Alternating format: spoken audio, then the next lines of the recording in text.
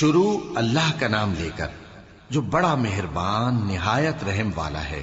کاف ہا یا عین صاد، یہ تمہارے پروردگار کی مہربانی کا بیان ہے جو اس نے اپنے بندے زکریا پر کی تھی جب انہوں نے اپنے پروردگار کو دبی آواز سے پکارا اور کہا کہ اے میرے پروردگار، میری ہڈیاں بڑھاپے کے سبب کمزور ہو گئی ہیں اور سر سفید بالوں کی وجہ سے چمکنے لگا ہے، اور اے میرے پروردگار، میں تجھ سے مانگ کر کبھی محروم نہیں رہا، اور میں اپنے بعد اپنے بھائی بندوں سے ڈرتا ہوں، اور میری بیوی بانجھ ہے، پھر بھی مجھے اپنے پاس سے ایک وارث عطا فرما جو میری اور اولاد یعقوب کی میراث کا مالک ہو، اور اے میرے پروردگار اس کو خوش اخلاق بنائیو۔ فرمایا اے زکریا، ہم تم کو ایک لڑکے کی بشارت دیتے ہیں جس کا نام یحییٰ ہوگا، اس سے پہلے ہم نے اس نام کا کوئی شخص پیدا نہیں کیا۔ انہوں نے کہا کہ پروردگار، میرے ہاں کس طرح لڑکا ہوگا جبکہ میری بیوی بانجھ ہے اور میں بڑھاپے کی اس حالت کو پہنچ گیا کہ سوکھ گیا ہوں۔ حکم ہوا کہ اسی طرح ہوگا۔ تمہارے پروردگار نے فرمایا ہے کہ مجھے یہ آسان ہے، اور میں پہلے تم کو بھی تو پیدا کر چکا ہوں اور تم کچھ چیز نہ تھے۔ کہا کہ پروردگار، میرے لیے کوئی نشانی مقرر فرما۔ فرمایا نشانی یہ ہے کہ تم صحیح و سالم ہوتے ہوئے 3 رات دن لوگوں سے بات نہ کر سکو گے۔ پھر وہ عبادت کے حجرے سے نکل کر اپنی قوم کے پاس آئے تو ان سے اشارے سے کہا کہ صبح و شام تسبیح کرتے رہو۔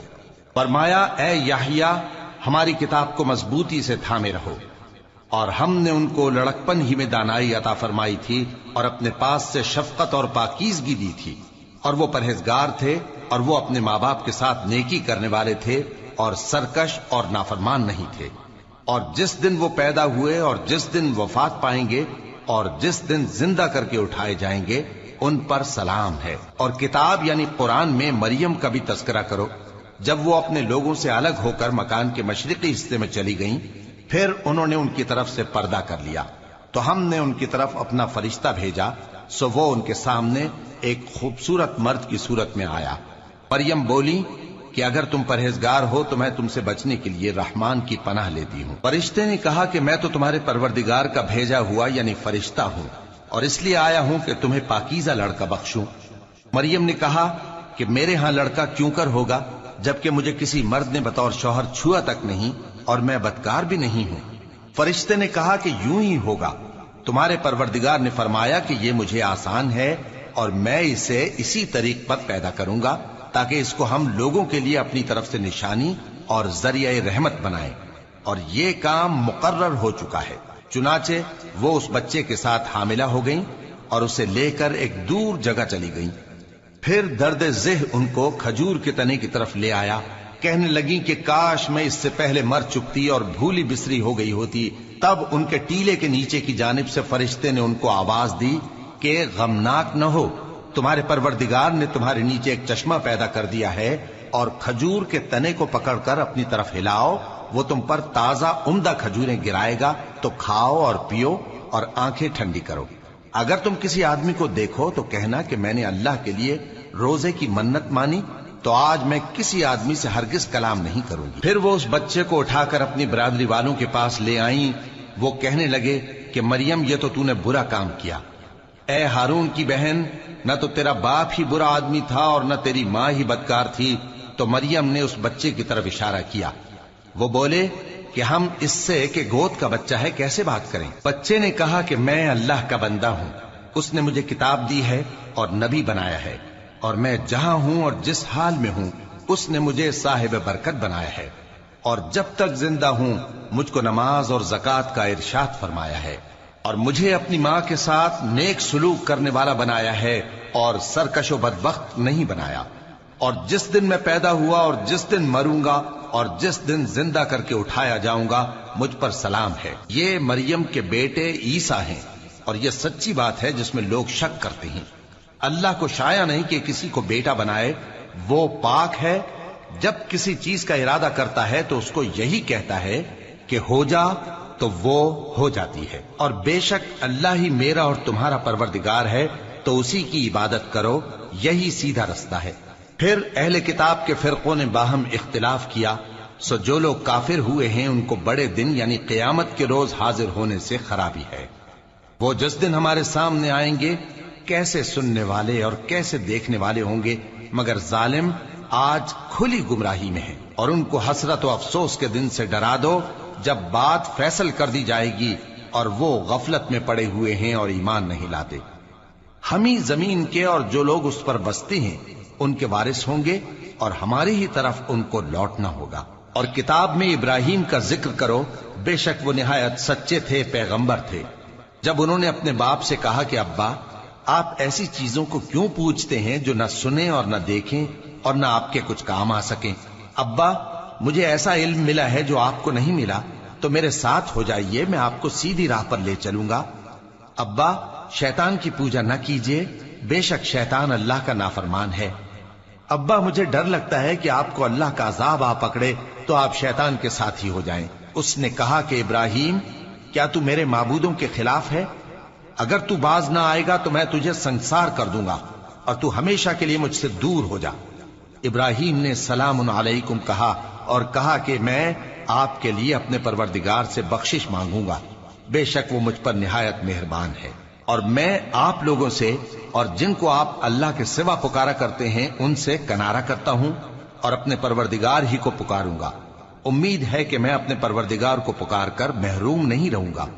और जब इब्राहिम उन लोगों से और जिनकी वो अल्लाह के सिवा परस्तिश करते थे अलग हो गए, तो हमने उनको इसहाक और इसहाक को याकूब बख्शे और हर एक को पैगंबर बनाया। और हमने उनको अपनी रहमत से बहुत सी चीजें इनायत की और उनका जिक्र जमील बुलंद किया। और किताब में मूसा का भी जिक्र करो, बेशक वो हमारे बरगुजीदा थे और रसूल थे, नबी थे। और हमने उनको तूर की दाहिनी तरफ से पुकारा और बातें करने के लिए नजदीक बुलाया और अपनी मेहरबानी से उनको उनका भाई हारून पैगंबर बनाकर अता किया। और किताब में इस्माइल का भी जिक्र करो, वो वादे के सच्चे और रसूल थे, नबी थे। और वो अपने घर वालों को नमाज और ज़कात का हुक्म करते थे और अपने परवरदिगार के यहाँ पसंदीदा थे। और किताब में इदरीस का भी जिक्र करो, वो भी निहायत सच्चे थे, नबी थे। और हमने उनको ऊंची जगह उठा लिया था। ये वो लोग हैं जिन पर अल्लाह ने अपने पैगंबरों में से फजल किया, यानी औलाद आदम में से, और उन लोगों में से जिनको हमने नूह के साथ कश्ती में सवार किया, और इब्राहिम और याकूब की औलाद में से, और उन लोगों में से जिनको हमने हिदायत दी और जिन्हें बरगुजीदा किया। जब उनके सामने हमारी आयतें पढ़ी जाती थीं तो सजदे में गिर पड़ते और रोते रहते थे। फिर उनके बाद चंद नाखलफ उनके जानशी हुए जिन्होंने नमाज को जाया कर दिया और ख्वाहिशात नफसानी के पीछे लग गए, सो अनकरीब उनको गुमराही की सजा मिलेगी। हाँ, जिसने तौबा की और ईमान लाया और अमल नेक किए तो ऐसे लोग बहिश्त में दाखिल होंगे और उनका जरा नुकसान न किया जाएगा, यानी हमेशा की बहिश्तों में, जिसका अल्लाह ने अपने बंदों से वादा किया है कि जो उनकी आंखों से पोशीदा है। बेशक इसका वादा नेकुकारों के सामने आने वाला है। वो इसमें सलाम के सिवा कोई बेहुदा कलाम न सुनेंगे और उनको सुबह शाम खाना मिलेगा। यही वो जन्नत है जिसका हम अपने बंदों में से ऐसे शख्स को मालिक बनाएंगे जो परहेजगार होगा। और फरिश्तों ने पैगंबर को जवाब दिया कि हम तुम्हारे परवरदिगार के हुक्म के सिवा उतर नहीं सकते। जो कुछ हमारे आगे है और जो पीछे है और जो इसके दरमियान है, सब उसी का है। और तुम्हारा परवरदिगार भूलने वाला नहीं, यानी आसमान और जमीन का और जो इन दोनों के दरमियान है, सब का परवरदिगार, तो उसी की इबादत करो और उसकी इबादत पर साबित कदम रहो। भला तुम कोई उसका हम नाम जानते हो? और काफिर इंसान कहता है कि जब मैं मर जाऊंगा तो क्या जिंदा करके निकाला जाऊंगा? क्या ऐसा इंसान याद नहीं करता कि हमने उसको पहले भी तो पैदा किया था जबकि वो कुछ भी चीज न था? सो तुम्हारे परवरदिगार की कसम, हम इनको जमा करेंगे और शैतानों को भी, फिर इन सब को जहन्नम के गिर्द हाजिर करेंगे और वो घुटनों पर गिरे हुए होंगे। फिर हर गिरोह में से हम ऐसे लोगों को खींच निकालेंगे जो रहमान के मुकाबले में सख्त सरकशी करते थे। फिर हम उन लोगों से खूब वाकिफ हैं जो उसमें दाखिल होने के ज्यादा लायक हैं। और तुम में से कोई शख्स नहीं मगर उसे इस पर गुजरना होगा, ये तुम्हारे परवरदिगार पर लाजिम है, मुकर्रर है। फिर हम परहेजगारों को नजात देंगे और जालिमों को उसमें घुटनों के बल पड़ा हुआ छोड़ देंगे। और जब उन लोगों के सामने हमारी आयतें पढ़ी जाती हैं तो जो काफिर हैं वो मोमिनों से कहते हैं कि दोनों फरीक में से मकान किसके अच्छे, اور مجلسیں کس کی بہتر ہیں؟ اور ہم نے ان سے پہلے بہت سی امتیں ہلاک کر دیں، وہ لوگ ان سے ٹھاٹ باٹ اور نمود و نمائش میں کہیں اچھے تھے۔ کہہ دو کہ جو شخص گمراہی میں پڑا ہوا ہے، رحمان اس کو آہستہ آہستہ مہلت دیا جاتا ہے، یہاں تک کہ جب اس چیز کو دیکھ لیں گے جس کا ان سے وعدہ کیا جاتا ہے، خواہ عذاب اور خواہ قیامت، تو اس وقت جان لیں گے کہ مکان کس کا برا ہے اور لشکر کس کا کمزور ہے۔ اور جو لوگ ہدایت یاب ہیں، اللہ ان کو زیادہ ہدایت دیتا ہے، اور نیکیاں جو باقی رہنے والی ہیں وہ تمہارے پروردگار کے ہاں صلے کے لحاظ سے خوب اور انجام کے اعتبار سے بہتر ہیں۔ بھلا تم نے اس شخص کو دیکھا جس نے ہماری آیتوں سے کفر کیا اور کہنے لگا کہ اگر میں اثر نو زندہ ہوا بھی تو یہی مال اور اولاد مجھے وہاں ملے گا؟ کیا اس نے غیب کی خبر پالی ہے یا اللہ کے یہاں سے عہد لے لیا ہے؟ ہرگز نہیں، یہ جو کچھ کہتا ہے ہم اس کو لکھتے جاتے اور اس کے لیے آہستہ آہستہ عذاب بڑھاتے جاتے ہیں، اور جو چیزیں یہ بتاتا ہے ان کے ہم وارث ہوں گے، اور یہ اکیلا ہمارے سامنے آئے گا۔ اور ان لوگوں نے اللہ کے سوا اور معبود بنا لیے ہیں تاکہ وہ ان کے لیے موجب عزت ہوں۔ ہرگز نہیں، وہ معبود ان کی پرستش سے انکار کریں گے اور ان کے دشمن و مخالف ہوں گے۔ کیا تم نے نہیں دیکھا کہ ہم نے شیطانوں کو کافروں پر چھوڑ رکھا ہے کہ وہ ان کو خوب اکساتے رہتی ہیں؟ تو تم ان پر عذاب کے لیے جلدی نہ کرو کہ ہم تو ان کے لیے دن شمار کر رہے ہیں۔ جس روز ہم پرہیزگاروں کو رحمان کے سامنے بطور مہمان جمع کریں گے اور گناہگاروں کو دوزخ کی طرف پیاسے ہانک لے جائیں گے، تو لوگ کسی کی سفارش کا اختیار نہ رکھیں گے مگر جس نے رحمان سے اقرار لے لیا ہو۔ اور کہتے ہیں کہ رحمان بیٹا رکھتا ہے۔ ایسا کہنے والوں، یہ تو تم بری بات زبان پر لاتے ہو۔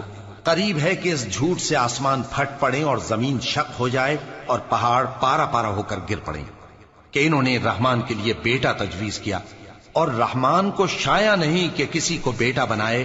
ہر شخص جو آسمانوں اور زمین میں ہے رحمان کے روبرو بطور بندہ ہی آئے گا۔ اس نے ان سب کو اپنے علم سے گھیر رکھا اور ایک ایک کو شمار کر رکھا ہے، اور یہ سب قیامت کے دن اس کے سامنے اکیلے اکیلے حاضر ہوں گے۔